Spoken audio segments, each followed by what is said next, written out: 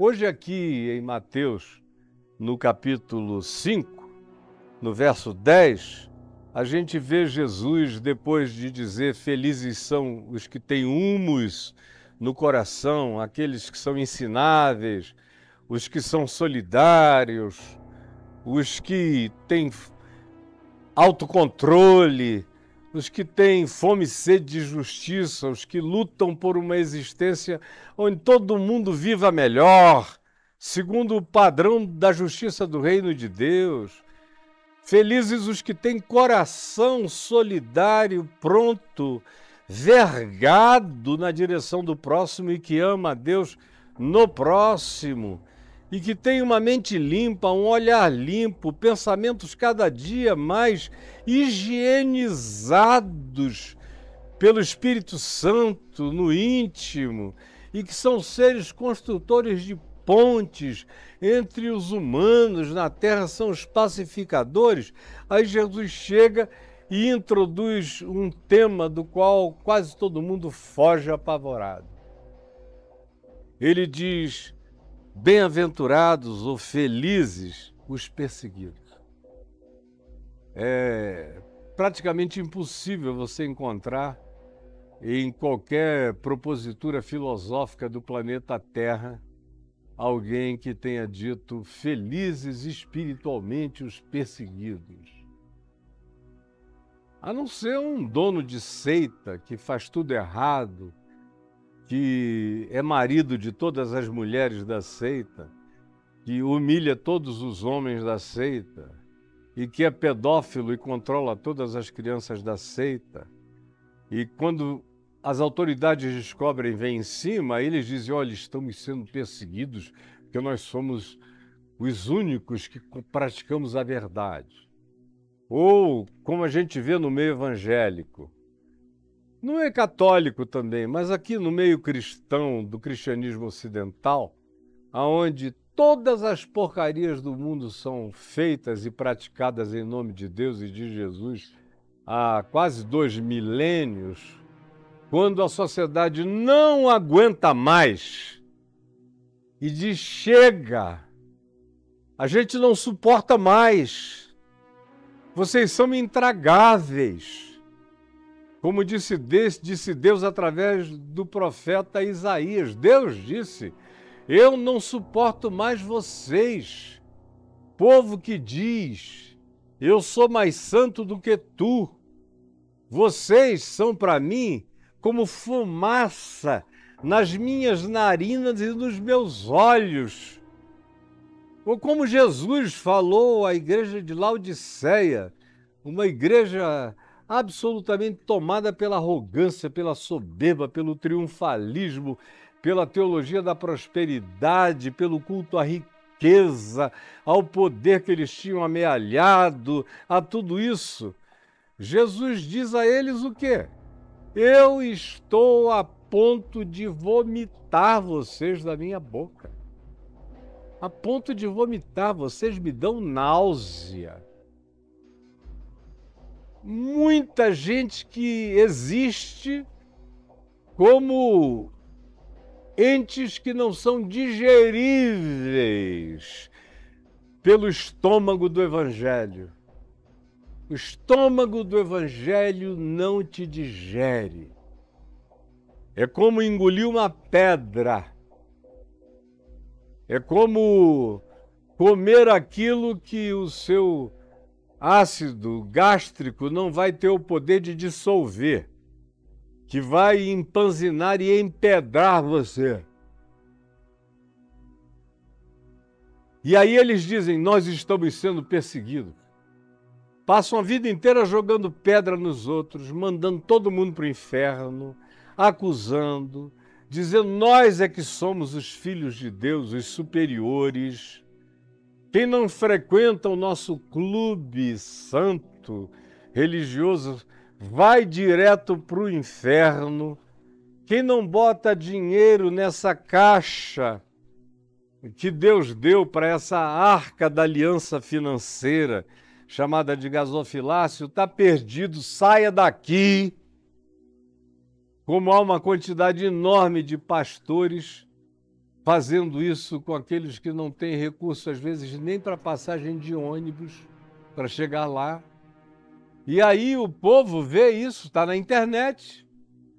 O pessoal não fala isso com as portas fechadas. Antigamente, há 70 anos atrás, 60 anos atrás, por exemplo, a Assembleia de Deus tinha uma reunião, na maioria das vezes era às segundas-feiras, que era uma reunião de portas fechadas. Por exemplo, lá em Manaus, quando o reverendo pastor Alcibiades Vasconcelos era o pastor da Assembleia de Deus de Manaus, e o Samuel Câmara era um adolescente ainda, da classe da minha irmã na Escola Técnica Federal do Amazonas, o que acontecia?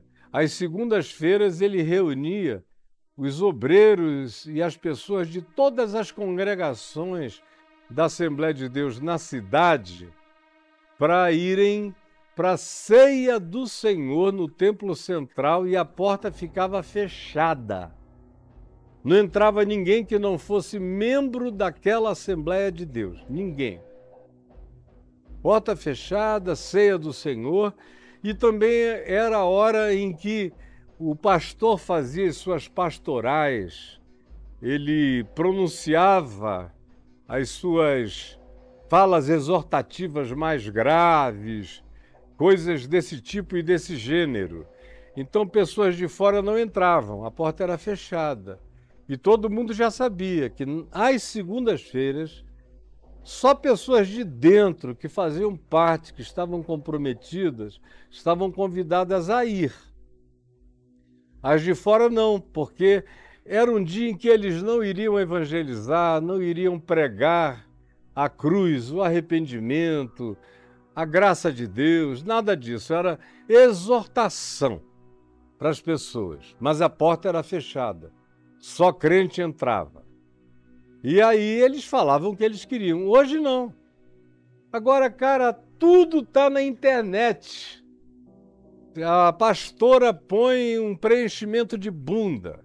Fica com uma bunda de melancia, aquela coisa projetada que dá para carregar uma bacia. Dá para servir um coquetel na bunda da pastora. E o paninho ainda entra no reguinho. E ela desfila, dando aula para lá e para cá. Distribui-se isso para o mundo inteiro na internet. Aí as pessoas começam a falar barbaridades. Aí o que a pastora diz? Estamos sendo perseguidos. Ou vai lá um pastor e fala as piores asneiras, as mais inconcebíveis, que você não ouve numa boca de fumo ou de tráfico de drogas, você não ouve uma loucura daquele tamanho, como você ouve em alguns púlpitos, em algumas igrejas. Aí as pessoas começam a se levantar contra e dizer isso é insuportável. Aí eles dizem, estamos sendo perseguidos. Ou então roubam, assaltam, praticam estelionatos, ou ameaçam dar golpe de Estado, ou querem privilégios e conseguem privilégios absolutamente torpes e corruptos, em nome de Deus e de Jesus, de algum governante ou governo que faça esse tipo de negociação com eles. Aí a mídia descobre, as pessoas descobrem, começam a bater. Aí eles dizem o quê? Eles dizem, estamos sendo perseguidos.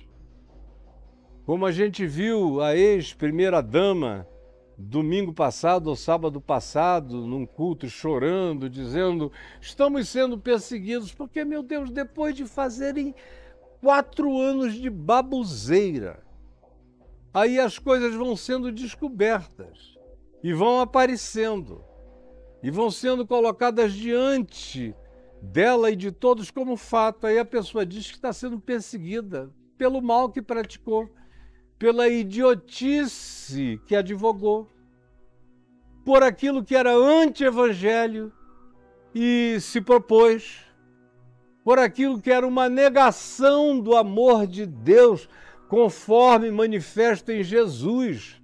Era a negação, praticada como se fosse fé e crença, ensinada em nome de Jesus. Aí até os ateus se arrepiam e dizem, não! E os crentes dizem, estão vindo com perseguição.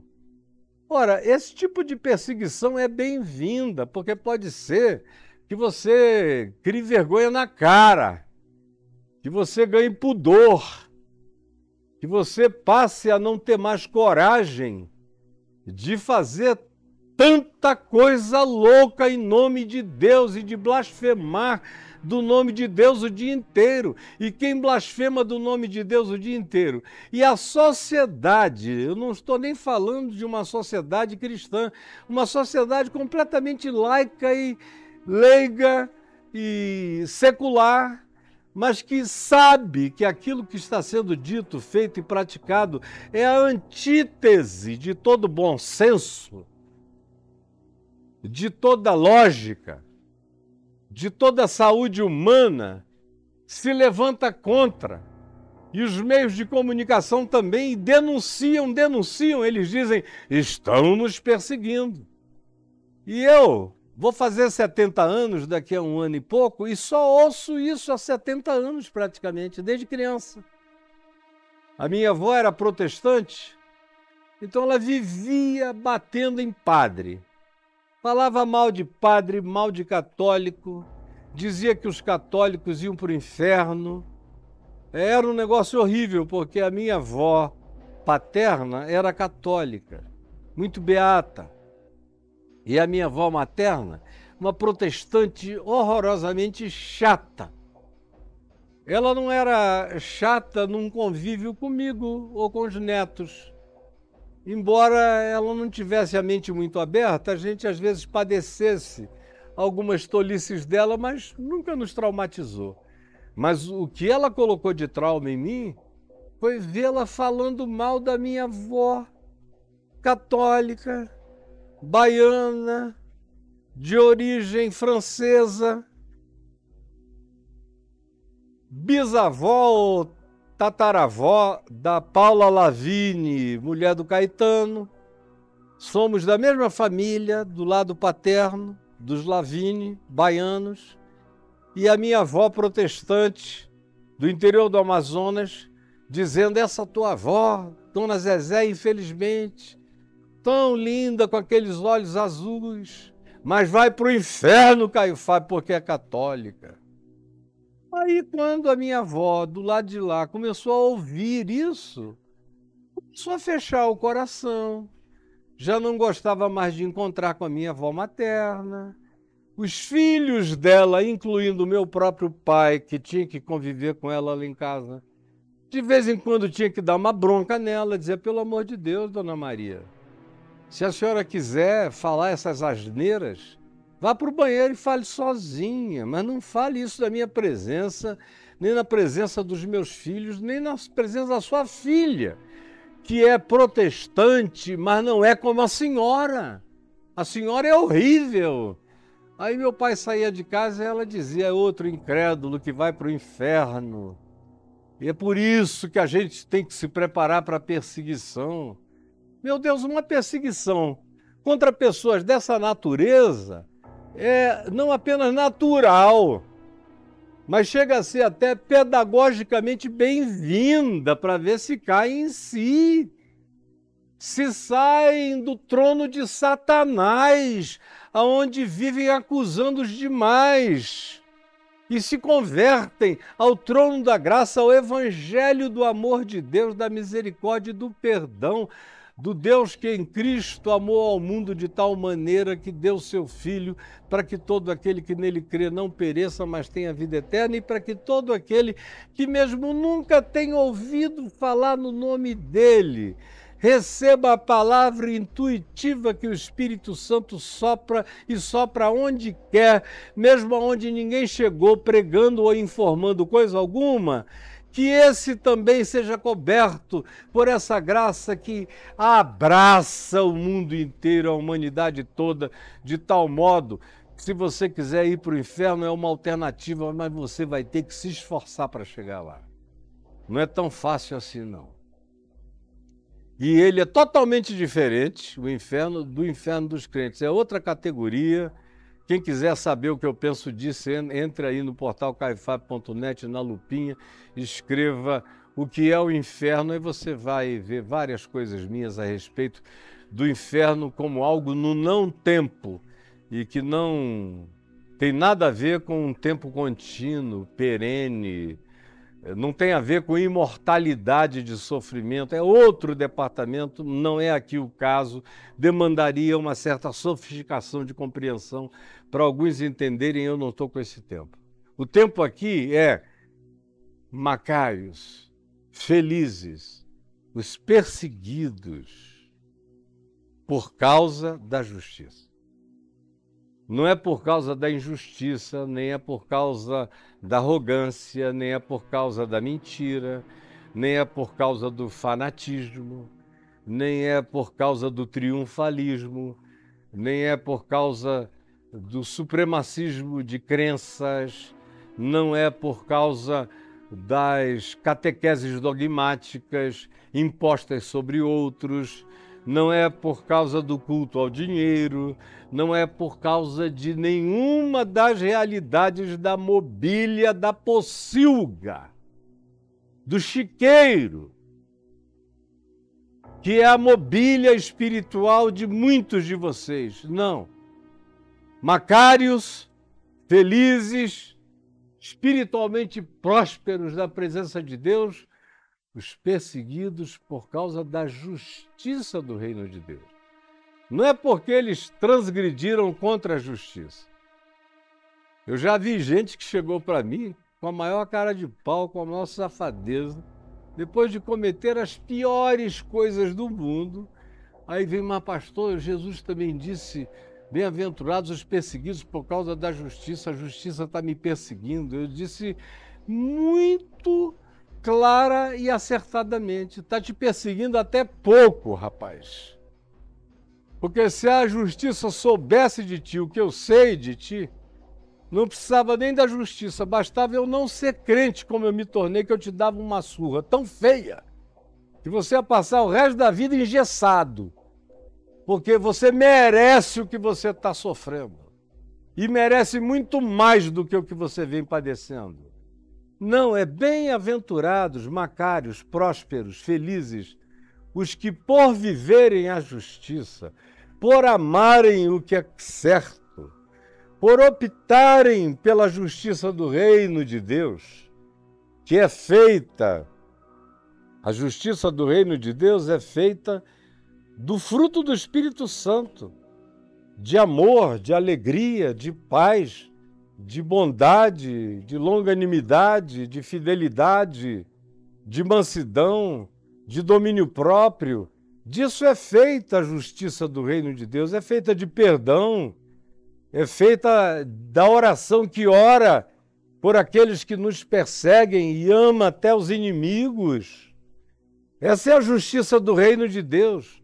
É quando você, sendo assim, vivendo assim, encarnando o Evangelho conforme Jesus mandou encarnar, praticando todo o bem, vivendo no esbanjamento da generosidade da graça na direção de todas as pessoas, ainda assim, e apesar disso, é perseguida por aqueles que acham que você levantou demais o sarrafo, porque eu já fui perseguido demais por aqueles que achavam que a minha vida tinha estabelecido uma referência, um sarrafo muito alto. Aí o cara vive abaixo da linha ética, abaixo da linha humana, abaixo da linha mínima de dignidade relacional. E aí só porque você vive o evangelho do reino de Deus, ele diz que você estabeleceu um sarrafo muito alto. Aí ele fica com ódio de você, com raiva de você. Eu já tive gente que me odiou de todo o coração até o dia que se converteu, como um cara. Assim que eu me converti, um diretor da TV Amazonas em Manaus, que já faleceu, se chamava Wilson. E eu era recém-convertido, tinha 19 anos, comecei a pregar na televisão todo domingo à noite, ao vivo, para a cidade inteira, depois para toda a rede amazônica, depois começou a ir de lá para o país inteiro.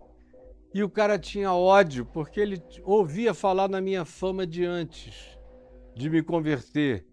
Como eu era pegador de tudo que é mulher da cidade e nunca levei uma surra na vida, talvez até devesse ter levado uma ou duas ou três, nunca levei nenhuma, mas dei muitas.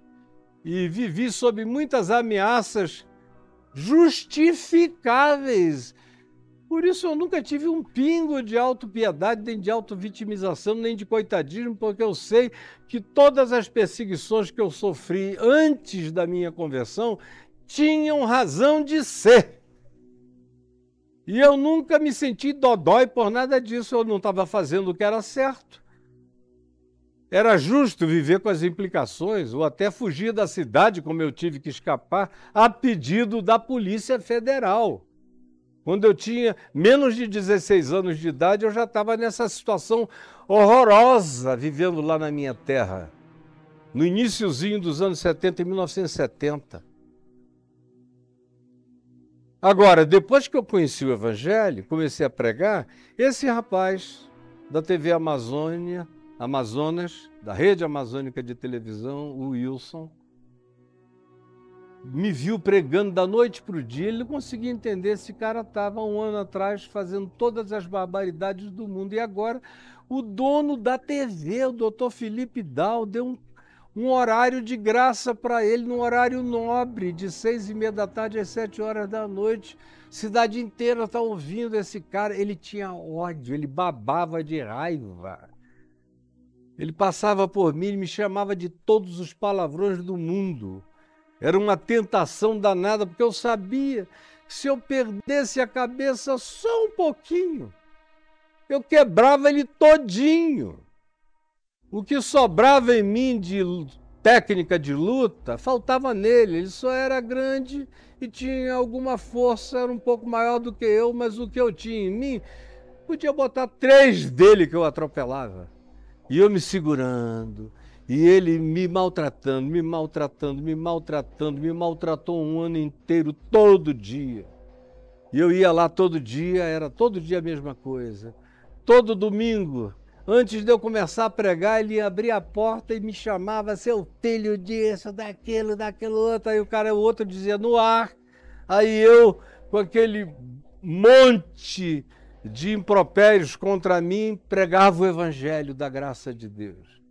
E assim foi o 2º ano, 3º ano, 4º ano, até que nós chegamos no ano de 1978.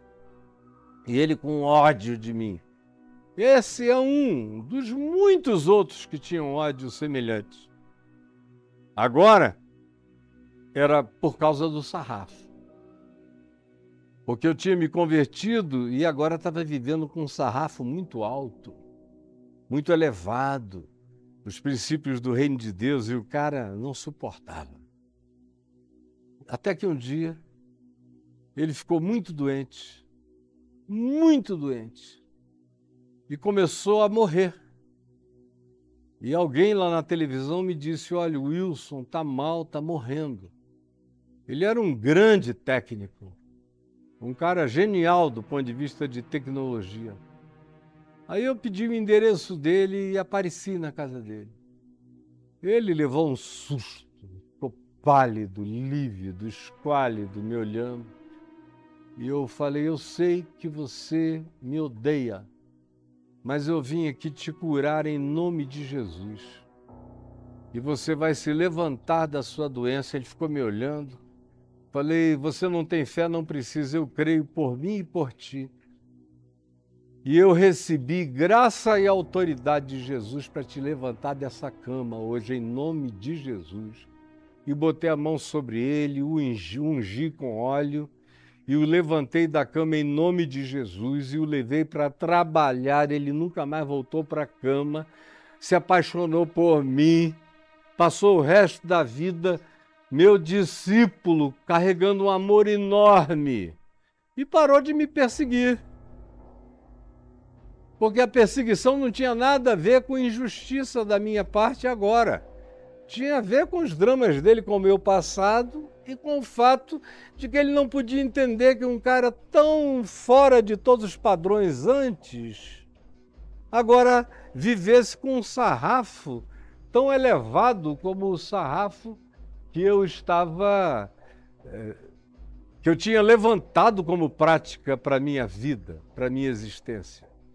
Então, bem-aventurados os perseguidos por viverem o Evangelho, por viverem a justiça do reino de Deus. Não é por praticarem a injustiça. Como a gente vê aqui agora, olha, se vier mais perseguição sobre a qualidade de crente que a gente tem nesse Brasil hoje, ou sobre a qualidade dos crentes que a gente tem na América do Norte, ou mesmo em boa parte dos países da África, como na Nigéria, entre outros, se vierem opressões persecutórias, bem feito. Semearam ventos, colheram tempestades, semearam espinhos, colheram fazendas de mandacaru, semearam ódio, receberam todas as antipatias de volta e não tem do que reclamar.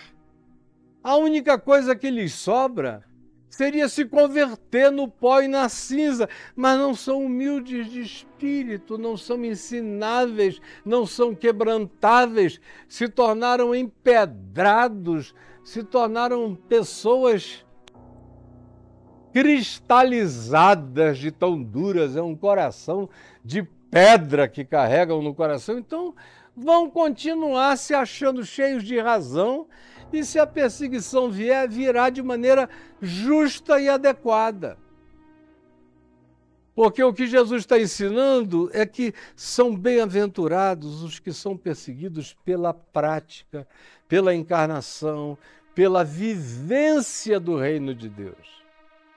Porque amam, porque perdoam, porque aprendem e são humildes de espírito para aprender, para dar razão até ao ateu, quando o ateu está dizendo que é certo, para aplaudir a verdade, não importa de onde ela venha, se for verdade, verdade é. Esses são os que obedecem ao Evangelho. São aqueles que se controlam, que não jogam pérolas aos porcos, que não ficam querendo comprar brigas ou provocando os outros para provar a ignorância alheia em relação à sua falsa sapiência. Se você é perseguido por causa do jeito que você tem vivido, conforme o padrão que está posto e oferecido, desculpa. Qualquer pessoa de fora diria bem feito para você.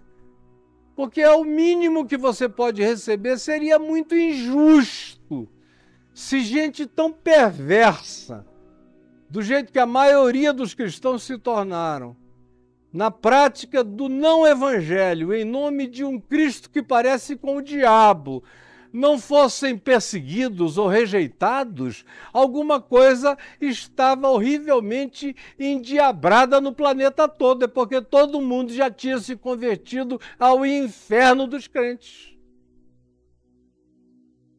Não é isso que Jesus diz e você sabe disso. Bem-aventurados os perseguidos por viverem como eu. Bem-aventurados aqueles que, negando-se a si mesmo, tomando a sua cruz e me seguindo, são perseguidos por andarem nos meus passos, por viverem as minhas palavras, por perdoarem com o meu perdão, por acolherem com o meu amor, por priorizarem aqueles que todos desprezam, por colocarem no centro das atenções os que são marginalizados pelos demais. Bem-aventurados os generosos, os misericordiosos, que assim vivendo mesmo assim vivendo, são perseguidos. E são perseguidos justamente por essa causa. Como Jesus foi perseguido justamente por causa da prática da justiça do reino de Deus. Da justiça do reino de Deus. Porque você pode estar totalmente de acordo com a Constituição do Brasil. Mas se você começar a pregar, não a burrice, a idiotice que você vê a religião pregando, mas a anunciar algumas coisas do Evangelho, até a Constituição Federal vai olhar para você de maneira esquisita, até alguns ministros. Por exemplo, aqueles que se amparam nas leis de Moisés e que me veem praticando a justiça do reino de Deus segundo o Evangelho de Jesus, não segundo as tábuas da lei de Moisés. Eu sou filho, de acordo com Paulo, em 2 aos Coríntios, no capítulo 3, eu sou filho dos mandamentos inscritos pelo Espírito Santo no meu coração e não nas tábuas de pedra. Leia lá para você saber que eu não estou inventando nada. Portanto, se vivendo o Evangelho, segundo Jesus, eu sou perseguido, então feliz eu sou. Que eu carregue um gozo estranho, que eu seja habitado por uma alegria celestial, e que eu seja galardoado da minha alma pela glória dos profetas que viveram antes de nós. Que eu viva com a perseverança de Jesus, de cidade em cidade, de aldeia em aldeia, de casa em casa, de pessoa em pessoa, sem ressentimento, sem coisa alguma que signifique murmuração. Porque eu fui designado para viver a vida de Cristo no mundo. E fui designado também para que muitos não entendam a vida de Cristo em mim. Não entenderam a vida de Cristo em Jesus? Preste atenção. Não entenderam a vida do Cristo eterno em Jesus? Vão entender a vida de Cristo em mim? Vão entender a vida de Jesus praticada por mim? Se eles não entenderam a vida de Cristo praticada em Jesus, como é que eles vão acolher a minha? Então, qualquer que venha a perseguição ou a antipatia, eu já encaro com naturalidade. Graças a Deus eu fui discipulado por um homem, meu pai, que tratou isso com naturalidade. Ele dizia assim mesmo, meu filho, bem-aventurado seja você. Quando ele me via, às vezes, engolir cada sapo que não tinha tamanho, e ele me conhecendo e sabendo que eu tinha todas as condições de enfiar o sapo na goela do idiotado que estava querendo me fazer engolir o sapo, e que às vezes eu engolia por amor do Evangelho, e depois a gente saía e ele dizia, bem-aventurado seja você, meu filho. Eu fiquei ali orando, pedindo a Deus que te mantivesse nesse estado de mansidão, de domínio próprio, de autocontrole, de amor, cheio de misericórdia pelo antagonista. É assim mesmo, é assim que a gente tem que aprender a viver. Essa é a justiça do reino de Deus, que é maior do que todas as morais ou padrões humanos. E se vivendo desse modo, parecendo com Jesus, você é perseguido, então bem-aventurado seja você. Macários, você é um bem-aventurado, meu filho, minha filha. O Evangelho está vivo aí dentro de você, o que nos leva, por exemplo, para as bem-aventuranças em Lucas, no capítulo 6. Se você quiser dar uma olhadinha nas bem-aventuranças de Lucas, no capítulo 6, do verso 20, onde se diz o seguinte, bem-aventurados são os mesmos macários, vós, os pobres. E aqui é aquele cara que não carrega a arrogância da riqueza pessoal, de superioridade contra e sobre ninguém. E também inclui o pobre de ausência de bens. Não apenas o indivíduo que no coração se sabe capaz de aprender sempre, também esse, mas também aqueles que não têm. Bem-aventurados os pobres, vós os pobres, porque vosso é o reino de Deus. Bem-aventurados vós os que agora, no dia de hoje, no presente momento, tendes fome, ou não tendes o suficiente, o bastante, porque sereis fartos, fartos, fartos, em todos os níveis de fartura, não apenas fartura material. Bem-aventurados vós os que hoje, agora, no presente momento histórico, chorais, sois maltratados, porque vai chegar logo, logo a hora em que tudo isso vai virar ao contrário e vocês vão rir, não de cinismo e não com as gargalhadas dos superiores que dizem bem feito para aqueles que os tinham maltratado.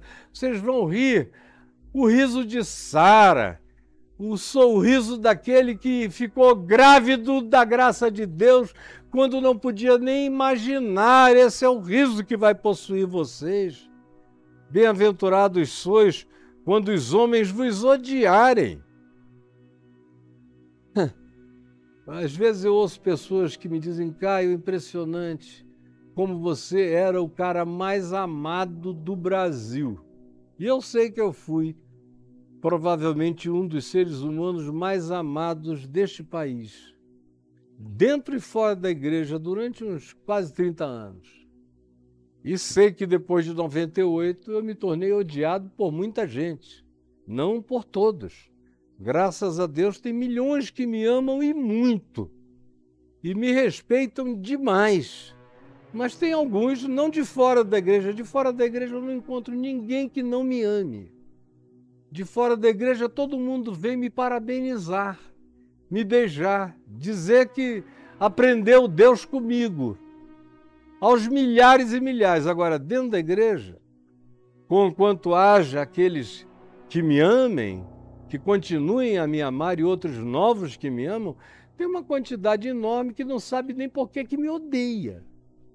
Aí eu vejo pessoas dizendo: Caio, impressionante, como lá na minha igreja eu não posso nem abrir a boca para falar teu nome. Eu digo: eu sei.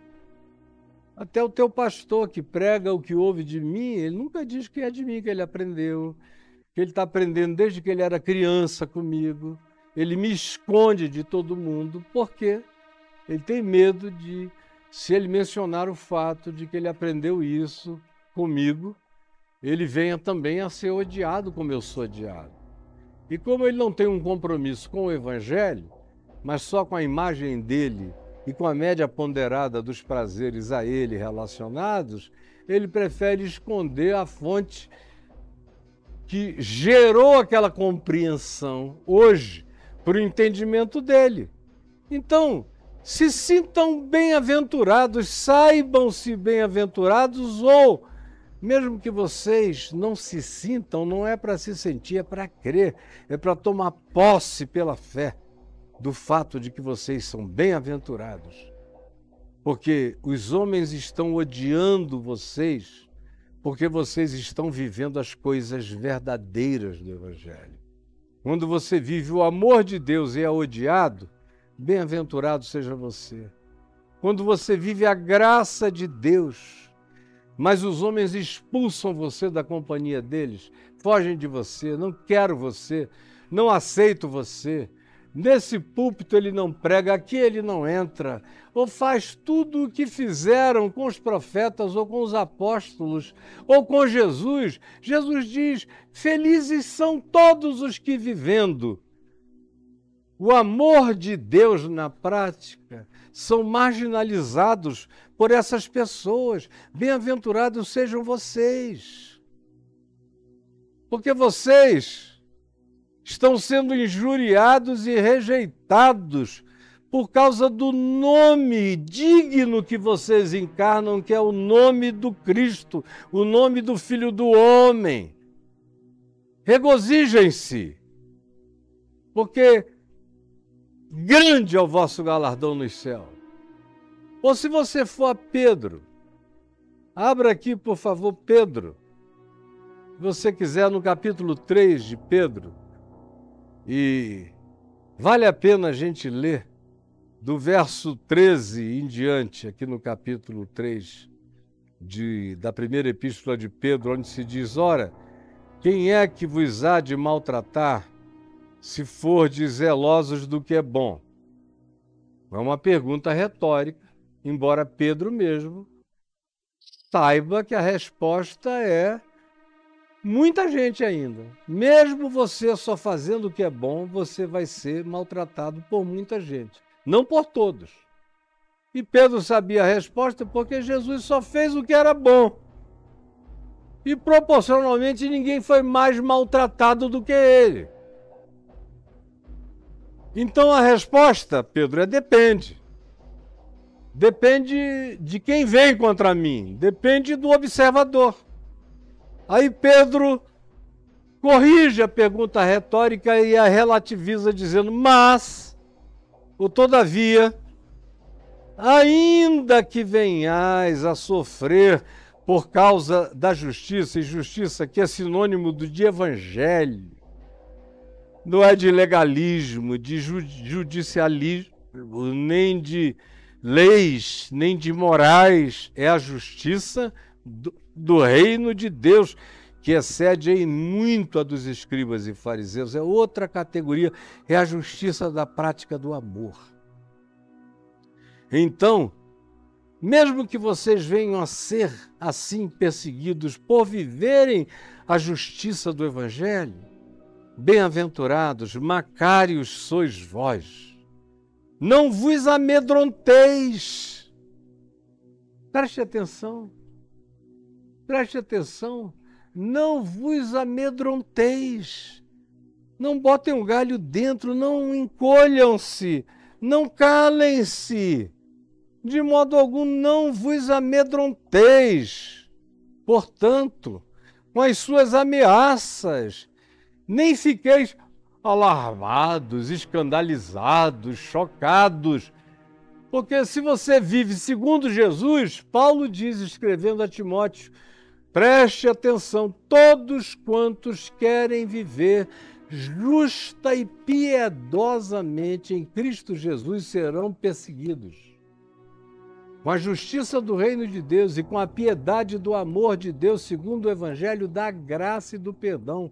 Quem vive assim se torna insuportável num mundo cheio de ódio, de religião cheia de ódio, de crentes cheios de ódios, de pagãos cheios de ódios, de humanos que não gostam de sarrafos elevados porque coloca em contraste a realidade da vida feia que eles vivem, que encarnam.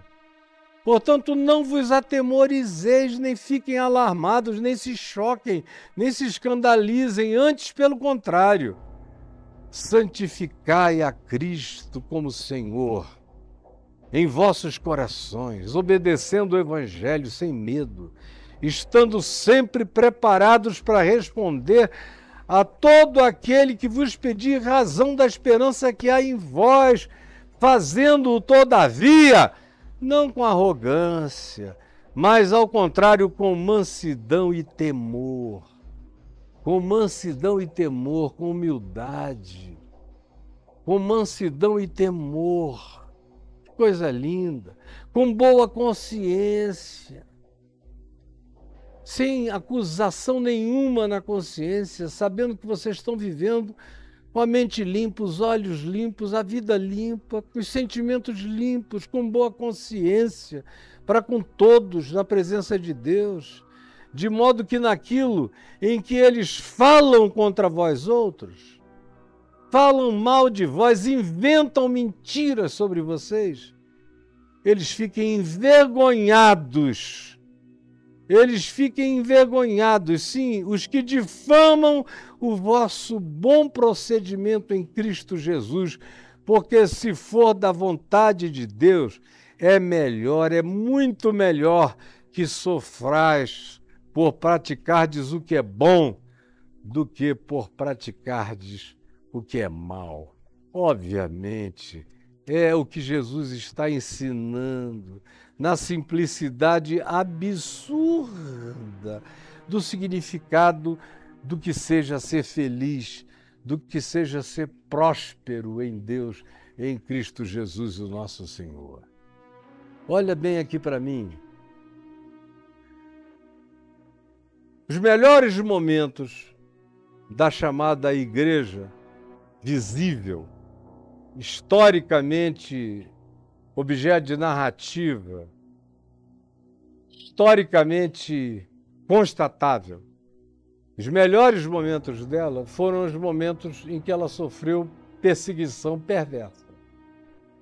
Quando, praticando o que era bom, praticando o Evangelho, por causa da prática do bem, por causa da prática do Evangelho, os Calígulas, os Neros, os Domicianos, os príncipes perversos, os reis malignos, as rainhas bruxificadas, os papas mordazes e malignos, os cardeais horrorosos, os bispos invejosos, os pastores cobiçosos de torpe ganância, perseguiram vocês.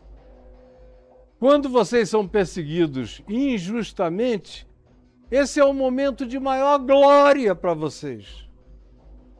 Porque vocês ficam na companhia de Isaías, de Jeremias, de Ezequiel, de Oséias, de gente boa de Deus, de Amós, de Obadias.